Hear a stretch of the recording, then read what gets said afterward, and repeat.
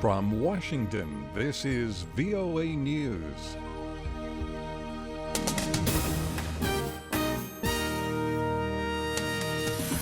I'm David DeForest reporting. President Donald Trump today withdrew the United States from the proposed 12-nation Pacific Rim trade pact. Mr. Trump said the action was good for American workers. What we want is fair trade.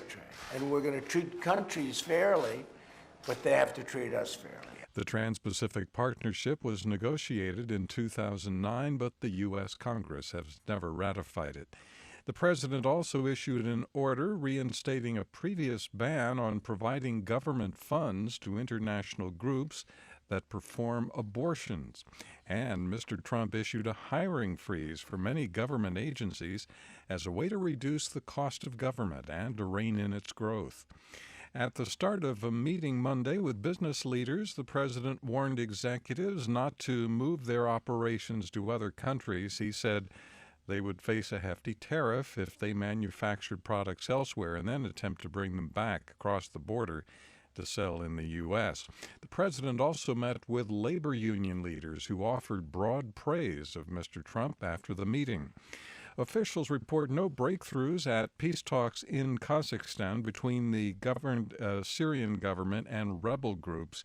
Indications are that Monday's discussions were very contentious. Opposition spokesman Yahya al-Aridi is not giving up. There's always hope, and nobody would come to this area, although it's beautiful, but it's freezing, without having goodwill that hopefully ceasefire can be achieved and Syria could go back to life and bloodshed would stop. Talks will continue Tuesday. New Gambian President Adama Barrow says he will establish a Truth and Reconciliation Commission to examine allegations of misrule during former President Yahya Jammeh's 22 years in power. This is VOA News. The Senate Foreign Relations Committee is due to vote Monday on President Donald Trump's pick for Secretary of State, oil executive Rex Tillerson. His approval is practically assured now that Senator Marco Rubio, who had earlier expressed doubts about Tillerson, has indicated he will support the nomination. On Sunday, two other influential Republicans, Senators John McCain and Lindsey Graham, threw their support behind Tillerson after earlier expressing concern over his ties with Russia.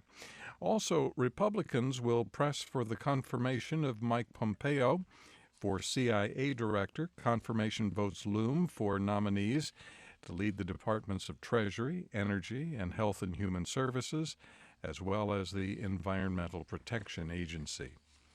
A left-leaning group called Citizens for Responsibility and Ethics in Washington has filed a lawsuit charging that President Trump's vast business holdings place him in violation of the U.S. Constitution.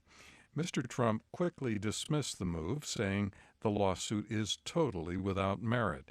The case is based on the so-called emoluments clause of the Constitution, which says foreign powers and governments may not provide payments or gifts to the president without the approval of Congress. Doctors said Monday that the health of former U.S. President George H.W. Bush is improving. He is suffering from pneumonia. The 92-year-old former president has been moved out of the intensive care unit at a Houston hospital. Dr. Amy Mindersee at Houston Methodist Hospital says both Mr. Bush and his wife, who is also ailing, are doing better. Today is a great day, actually. Mrs. Bush has been discharged from the hospital, and President Bush will be moved from the ICU to a regular floor today. So they're both doing really, really well. A doctor says Mr. Bush could be released from the hospital in several days if he continues to improve. Political parties in the Netherlands have begun their campaigns for the March 15th parliamentary elections. Geert Wilders and his Freedom Party are leading in the polls. He has taken a strongly populist position on immigration, the spread of Islam, and Dutch participation in the European Union. His message is anti-establishment and anti-immigrant. Prime Minister Mark Rutte's People's Party for Freedom and Democracy is in second place. It ran a full-page advertisement Monday calling for people to, quoting now, act normal or leave. The message was seen as targeting people of non-European background. A British regulatory agency is urging consumers to avoid burnt or very well-toasted bread and deeply browned potatoes. Instead, the Food Standard Agency says people should cook them to a golden brown. Why? Because otherwise they might be in danger of getting cancer. In Washington, I'm Dave DeForest. That's the latest world news from VOA.